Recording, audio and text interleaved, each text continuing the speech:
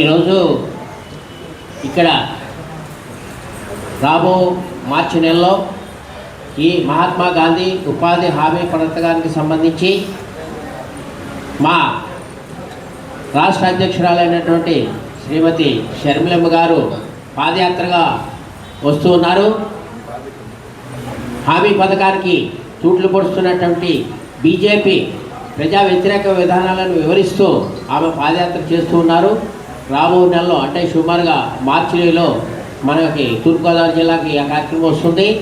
ఆ సందర్భంగా మనం ఆ కార్యక్రమాన్ని వారి యొక్క పాదయాత్రను జయప్రదం ఏ విధంగా చేయాలి అనే సమాలోచన కొరకు ఈరోజు ఇక్కడ ఈ కార్యక్రమం ఏర్పాటు చేయడం జరిగింది. వివిధ ప్రాంతాల నుంచి అలాగే నగరాల నుంచి కూడా చాలామంది విచ్చేశారు. వారందరికీ కూడా ధన్యవాదాలు. వారి యొక్క ఆలోచనలు ఇక్కడ చెప్పడం జరిగింది. వారందరికీ కూడా చెప్పేది ఏంటంటే, మీరు మీ నియోజకవర్గాల్లో మీ మండలాల్లో మీ గ్రామాల్లో ఇప్పటి నుంచే ప్రచారంలో పెట్టి ఈ పథకం ఏంటి, ఈ పథకం నిర్వీర్యం చేయడానికి బీజేపీ చేస్తున్నటువంటి కుయుక్తులేంటి, దానిని కాంగ్రెస్ పార్టీ ఏ విధంగా ఎదుర్కొంటుంది, వారి యొక్క బీజేపీ వారి యొక్క దుష్ట పన్నాగాన్ని ప్రజలకు వివరిస్తూ షర్మిలమ్మ గారు ఏ రకంగా పాదయాత్ర చేస్తున్నారు, రాబో రోజుల్లో వారు మనకి జిల్లాకి వస్తున్నారు కాబట్టి ఆ రోజు మనమందరం కూడా మనం ఎక్కడైతే నిర్దేశించిన స్థలంలో ఆ కార్యక్రమం ఏర్పాటు చేస్తామో అక్కడికి అందరూ కూడా వివిధ గ్రామాల నుంచి వివిధ మండలాల నుంచి నియోజకవర్గాల నుంచి అందరూ కూడా ప్రజలు ఇచ్చేసి ఆ కార్యక్రమాన్ని బ్రహ్మాండంగా తూర్పుగోదావరి జిల్లా అంటే రాష్ట్రంలో మారుమోగే విధంగా జయప్రదం చేయాలని అందరినీ కోరుకుంటూ అందరికీ కూడా హృదయపూర్వకంగా ధన్యవాదాలు తెలియజేస్తూ, ముఖ్యంగా ఈరోజు ఈ మీటింగ్ పెట్టడంలో ఉద్దేశం ఏంటంటే, మార్చి నెలలో బహుశా 2వ వారంలో మన పిసిసి అధ్యక్షురాలు వైఎస్ షర్మిలారెడ్డి గారు ఈ తూర్పుగోదావరి జిల్లాకి మహాత్మా గాంధీ గ్రామీణ ఉపాధి పథకంలో నరేంద్ర మోడీ గారు చేసిన మోసాల ప్రజలకి అలాగే ఈ వ్యవసాయ కార్మికులకి చెప్పడానికి, కూలీలకి చెప్పడానికి ఆవిడ రాష్ట్రం అంతా పర్యటిస్తున్నారు. మరి మీరు టీవీల్లో కానీ లేదా యూట్యూబ్లో కానీ పేపర్లో కానీ చూస్తుంటారు. అద్భుతమైనటువంటి స్పందన వస్తుంది. రాష్ట్రం అంతా కూడా మేడం గారి యొక్క పర్యటనకి అద్భుతమైన స్పందన వస్తుంది. మన తూర్పుగోదావరి జిల్లాలో అంటే లాస్ట్ టైం మేడం రాష్ట్ర పర్యటన చేసినప్పుడు తూర్పుగోదావరి జిల్లాలో మనం చేసినట్టు ఎవరు చేయలేదు. ఎందుకంటే గుర్రం బండి మీద ఊరేగించే క్రేజ్ తోటి దాంట్లో అయితే మీటింగ్ జనం విపరీతంగా చాలా ఇందిరాగాంధీ దగ్గర ఓపెనింగ్ ఇలా చాలా గ్రాండ్గా చేసాం. మరి ఈసారి అంతకంటే కూడా గ్రాండ్గా చేయాలనే ఉద్దేశంతో ఈవేళ ఇక్కడ మీటింగ్ ఏర్పాటు చేయడం జరిగింది. ముఖ్యంగా ఇది ఎక్కువ వ్యవసాయ కార్మికులకు సంబంధించింది. ఎందుకంటే వ్యవసాయ కూలీలకి ఉపాధి దొరకట్లేదని చెప్పి మహాత్మా గాంధీ ఉపాధి పథకం అని చెప్పి పెట్టడం జరిగింది.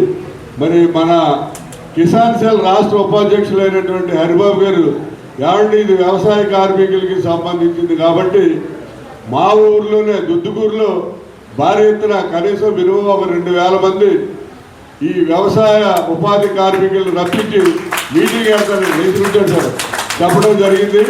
అలాగే ఆ రోజు వచ్చిన వాళ్ళకి షర్మిలమ్మ గారికి కూడా భోజనాలు కూడా ఏర్పాటు చేస్తామని చెప్పారు.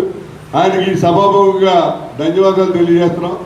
అలాగే సాయంత్రం మీటింగు మరి మొన్నటిదాకా రెస్ట్ తీసుకుని వచ్చాడు మా కోఆర్డినేటర్ రాజమండ్రి రూరల్ పడాల కొండరాజు గారు. సార్ వచ్చాడు, అమెరికాలో వెళ్ళి రెస్ట్ తీసుకొచ్చాడండి.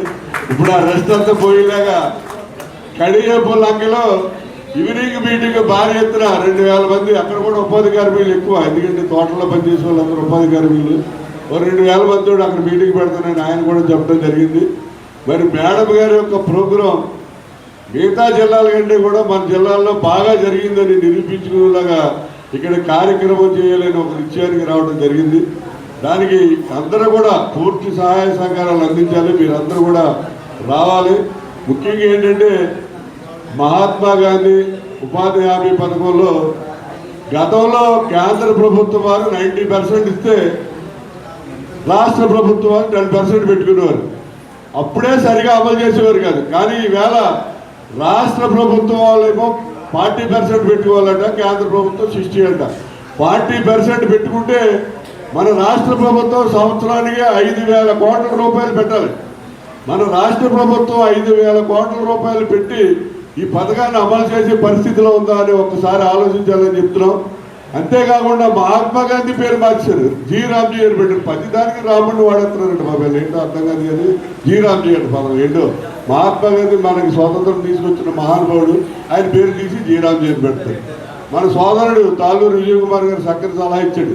ఎందుకంటే గతంలో 90% కేంద్రం ఇచ్చేది, 10% రాష్ట్రం పెట్టుకునేది. అదేవిధంగా ఇప్పుడు కూడా 90% కేంద్రం ఇచ్చి రాష్ట్రం 10% ఇచ్చేలాగా అసెంబ్లీలో తీర్మానం చేసేటట్టు మనం కోరాలని చెప్పి సోదరుడు మంచి సలహా చెప్పాడు. చాలా మంచి సలహా. ఎందుకంటే గతంలో లాగే ఇప్పుడు కూడా మరి 90% కేంద్రమే భరించాలి. అసలు పథకమే కేంద్రం ఉంది. రాజశేఖర రెడ్డి గారు మన్మోహన్ సింగ్ గారిని బతిమలాడి ఒప్పించి ఆ పథకం పెట్టాడు. ఆ పథకం పెట్టినాడికి అనేక మంది వలసలు వెళ్ళిపోయేవారు, కార్మికులు అనేక మంది ఆకలి సావులు చనిపోయేవారు. ఇవాళ పథకం పెట్టి 20 సంవత్సరాలు అయిన తర్వాత వలసలు పోయినాయి, ఆకలి సావులు పోయినాయి. ఆ పథకాన్ని నిర్వీర్యం చేసి రద్దు చేయాలని చెప్పి ప్రయత్నిస్తున్నటువంటి నరేంద్ర మోడీ కేంద్ర ప్రభుత్వం మరి పాలించే అర్హత లేదు. ఆ విషయాలు మేడం వచ్చిన తర్వాత అన్నీ కూడా చక్కగా చెప్పడం జరుగుతుంది. పత్రికా సోదరులు కూడా మాకు అన్ని రకాలుగానే సహకరిస్తున్నారు. అదేవిధంగా మన మేడం లాస్ట్ టైం వచ్చినప్పుడు బాగా హైలైట్ చేశారు, స్టేట్ లెవెల్లో మంచి పేరు వచ్చింది.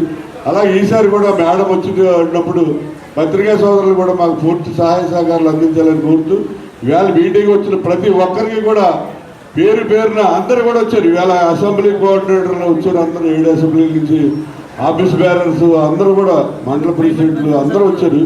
మరి అందరి పేర్లు చెప్పాలంటే అవదా పేరు పేరున. అక్కడ అనుమతి తేతల రామారెడ్డి గారు అభ్యయించండి, కింద కూర్చోబెడుతూ పైరు పిచ్చి పెడతారు లేదా పర్లేదు కూర్చోండి. అతను కూడా రామారెడ్డి గారితో లాగే ఉత్సాహంగా వచ్చి పాల్గొంటున్నాడు. చాలామంది పెద్ద పెద్దలు అందరూ వచ్చారు. వాళ్ళందరికీ కూడా హృదయపూర్వకమైన ధన్యవాదాలు తెలియజేస్తూ, వైఎస్ షర్మిల గారి మీటింగ్ని సక్సెస్ చేయాలని, కేంద్రంలో రాహుల్ గాంధీ, రాష్ట్రంలో వైఎస్ షర్మిల మనకు అధికారంలోకి రావాలి, రాహుల్ గాంధీ ప్రధానమంత్రి, షర్మిల రాష్ట్ర ముఖ్యమంత్రి కావాలని చెప్పి అందరినీ కూడా దానికి సహకరించాలని చెప్పి అందరూ కూడా దానికోసం కృషి చేయాలని చెప్పి కోరుతూ, జై కాంగ్రెస్, జై కాంగ్రెస్.